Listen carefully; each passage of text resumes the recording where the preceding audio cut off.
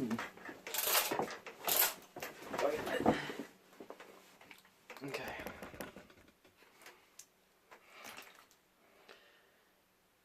Oh shit, it's already recording. Does it want to focus on my face?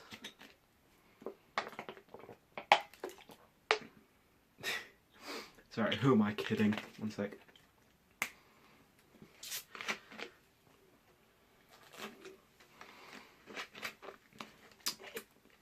Much better. Okay. God, this is gonna find it really hard to focus today. Okay, so all serious now. Today I wanted to talk about quite a serious topic that affects me personally. One sec. Oh, I can't do it with that. Yeah, fuck it, that's a bit better. So yeah, today I wanted to talk about quite a serious topic that affects me personally. And yeah, and sorry if there's any like long pauses in this. This is unfortunately a non-scripted video. I haven't scripted this or anything, so yeah, I might go into tangents such as this right now.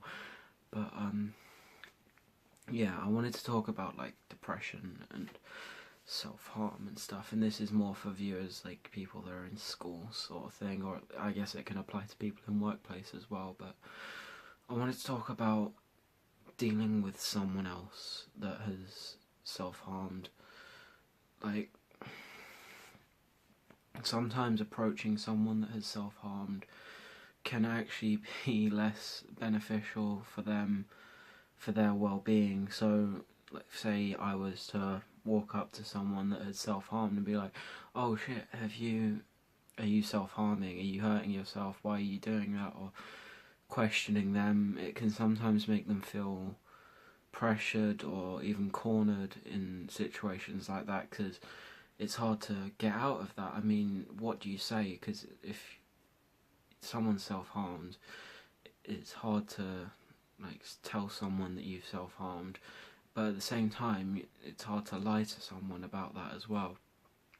So, and I know from personal experience, I have previously self-harmed multiple times, and I mean, people have seen it, and I've used bullshit lies, I've walked away from conversations, but anything that you do, it just makes people suspicious, or it can end up having a negative effect on you. But then you have the way of walking away again, that makes people suspicious.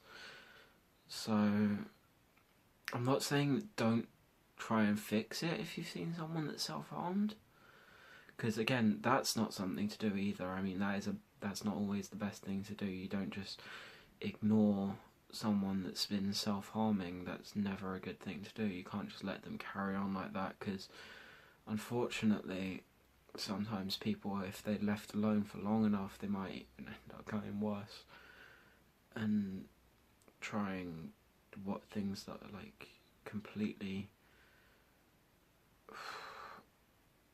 just not smart, I guess. I mean, like I don't want to say it, but I guess I have to in this case, but like killing themselves and stuff. Like, some people, I mean, we see it in the media all the time, that people off themselves, mainly in like big actors or celebrities that kill themselves. But you don't see it in everyday life, but it happens all the time. But to prevent it, instead of going up to them and cornering someone about self-harming, you talk to someone and you ask, first of all, if they've actually talked to them about it, and obviously if they have, then just try not to approach them, because, well, another thing is, when someone self-harms, if they do talk to a counsellor or someone, 9 times out of 10, that counsellor will tell them not to tell anyone, or to keep it under wraps, because you don't want to bring too much attention to it. But at the same time, obviously, you want to confirm that they're actually talking to someone. So you have to.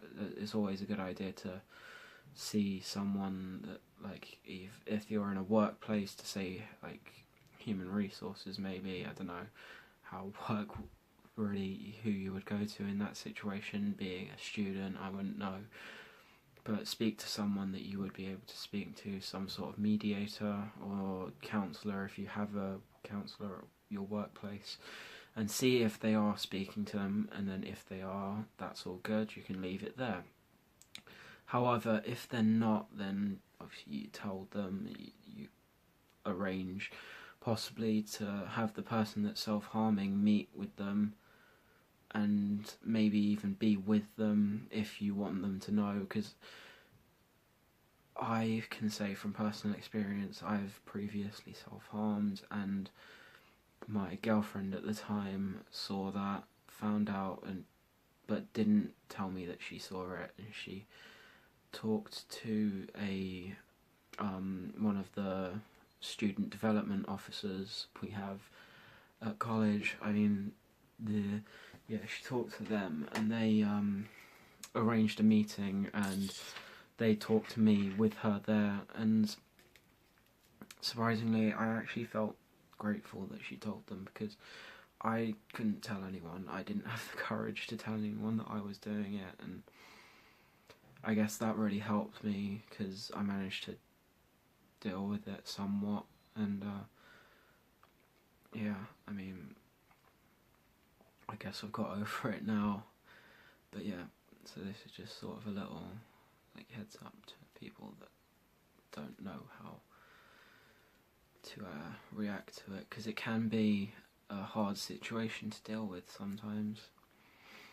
Like, I've been on both ends of this spectrum. I've been the one that's seen it, and I've been the one that's received it, and I know I received it. I've been the one that's self-harmed, and I've been someone that's seen someone else that has self-harmed, and I know that it can be hard to be in that situation and to not know what to say, but sometimes it's better to not say anything to them straight away, because it can make the situation worse.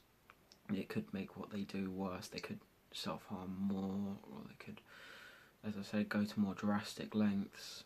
So you wait and tell it warden or whatever you want to call it, someone that deals with, like, mental issues or it's just general health problems.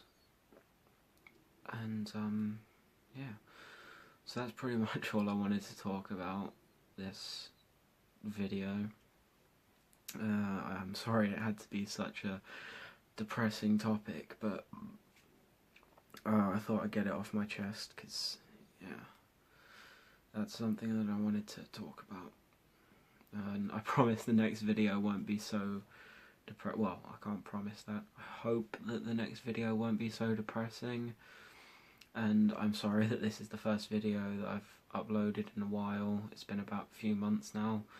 I've just been really busy, like, taking care of stuff, like, work-wise and all that, so yeah. And a little plug as well. I have a group channel. It should be linked up. If not, I'll put it in the description. And it's a channel with me and a few of other people that I know. And we decided after Christmas, sort of December-ish time, we're going to start uploading videos, like, mainly art-based, because we're all art students. We're going to either, like, well, we'll actually have a schedule. So there'll be regular uploads, possibly every day by one of us, because it's as I said, group channel. There's about 4 or 5 of us on there now. But as I said, we're not uploading until after Christmas, so don't get your hopes up yet, but it should be quite good, so go down and check that out. The channel's called Art Drips. Link in the description. Go over there, subscribe, and put notifications on, and the second we upload our first video, you'll be notified. That's all I have to really say, so with that, see you in the next video. Take care.